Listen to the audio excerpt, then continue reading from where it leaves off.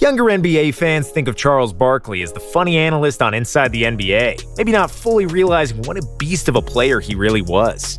Barkley is one of the best power forwards to ever play, and he remains one of the best players that never won an NBA title. Here's the career retrospective of Sir Charles Barkley. How good was he really in his prime, and where does he rank among the all-time greats? Pre-NBA. Charles Barkley was born and raised in Leeds, Alabama, and he spent most of his childhood playing basketball and eating. As a junior in high school, he weighed 240 pounds at 5'10", and nobody thought that he would make it as a player. And even though he grew to 6'4" during the summer, his weight also ballooned, and Barkley had cleared the 300-pound mark. Even at that size, Charles was still unbelievably jumpy and mobile, which got him a scholarship from the University of Auburn, then exclusively known for football. In college, Barkley still had a lot of trouble with weight and would often order multiple pizzas almost every night. And by the morning, there would remain nothing but the carton boxes in which they came in. Assistant coach Sonny Smith recalled the general opinion on Barkley during his Auburn days. He's fat, but on the court, he's like a hurricane. He clears out everything in front of him. Barkley's trademark play was grabbing the rebound, dribbling the full length of the court, and then finishing with a thunderous jam at the other end. Charles played center at Auburn and led the Southeastern Conference in rebounding in each of his 3 college seasons, despite being shorter than every other center by at least 4 or 5 inches.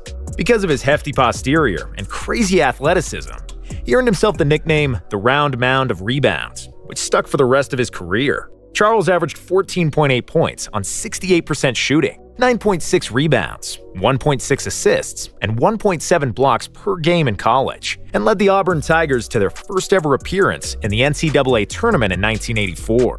This earned him a place in the 2nd All-American team and the 5th pick in the 1984 NBA draft, where the Philadelphia 76ers selected him in the best draft class in history.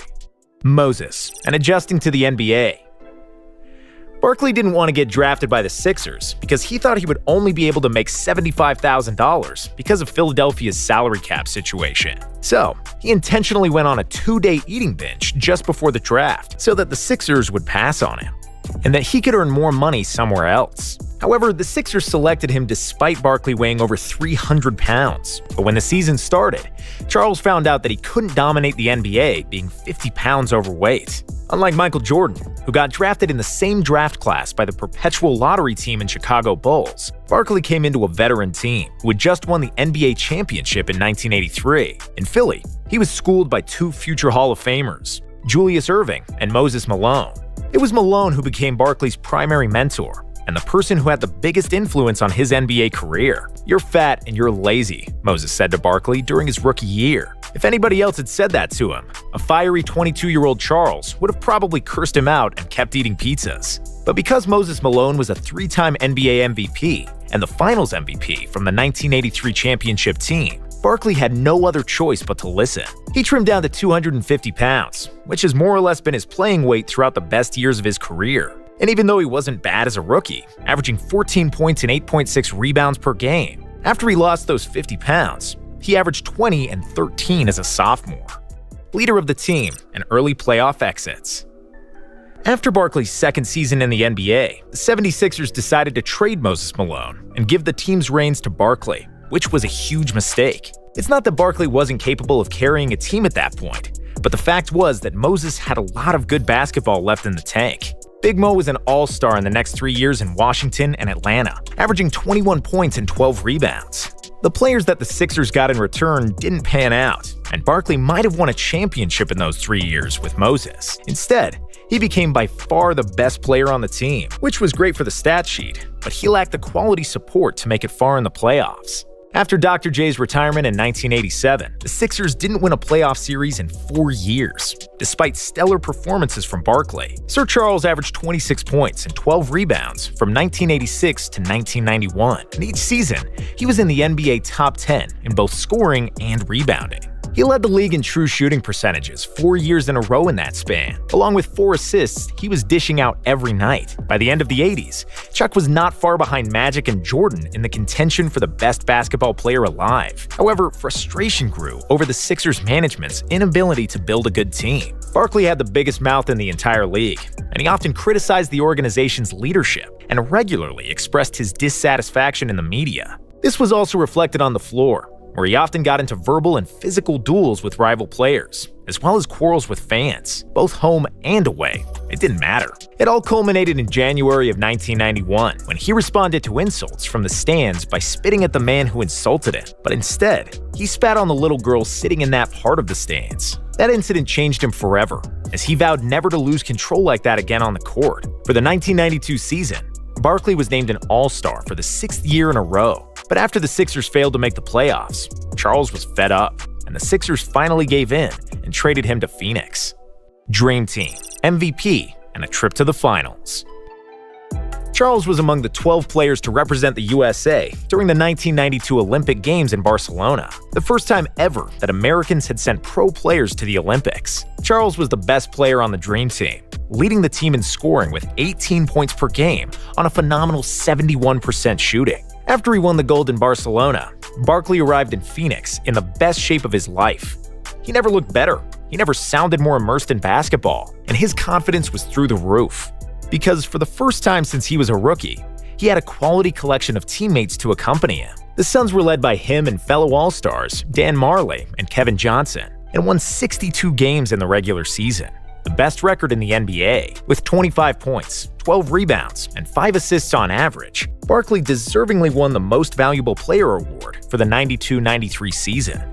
Chuck was fantastic throughout the playoffs, especially in the West Finals against the Sonics, where he pushed the Suns to victory with a triple-double in Game 7. In the finals, Barkley and the Suns were awaited by Michael Jordan and the Chicago Bulls, who were aiming for a three-peat.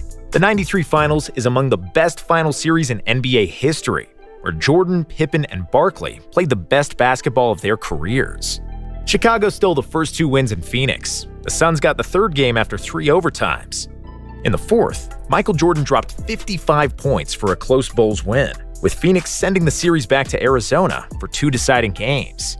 In Game 6, the Suns had a 2-point lead with 15 seconds to go, but then John Paxson showed up and hit a 3 for the Bulls' 3rd championship title. Despite not excelling in all 6 matches, Barkley showed all the splendor of his talent: the transition game, the great understanding of geometry on the floor, the physical strength, the post-up game, mid-range shooting, and of course, rebounding.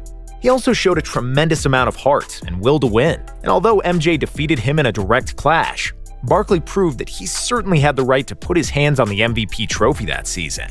Chuck finished the series with averages of 27.3, 13, 5.5 on 48% shooting, which didn't even paint the picture of how good and dominant he was that year. Finals years and playoff disappointments. Barkley was crushed by the defeat against the Bulls. A blank stare at the press conference after the finals said it all. The Suns had 2 more great seasons, but they lost twice in a row against the later champions Houston Rockets, after holding a 2-0 and 3-1 lead. Barkley then got into a beef with Kevin Johnson, and that shattered the Suns team, one of the best who failed to win the title. Barkley healed his wounds with another Olympic gold medal in 1996, where he was again the top scorer of the US Olympic team, shooting a staggering 82% from the field. Chuck then went to Houston to try and win a championship with Clyde Drexler and Hakeem Olajuwon, but the trio were no longer in their prime and could not make it to another NBA Finals. Barkley spent 4 years in Houston, and his production slowly but surely dropped in each of those 4 years. A quadriceps rupture sidelined him for 4 months in his last NBA season. But Charles returned because he wanted to leave the game on his own legs. He scored the last basket of his career after an offensive rebound against the Vancouver Grizzlies, after which he left the floor and finally said goodbye to basketball. Legacy. In 1986, Barkley became the shortest player in league history to win the NBA rebounding title with 14.6 rebounds per game. At 6'5", Barkley was out-rebounding 7-footers on the regular.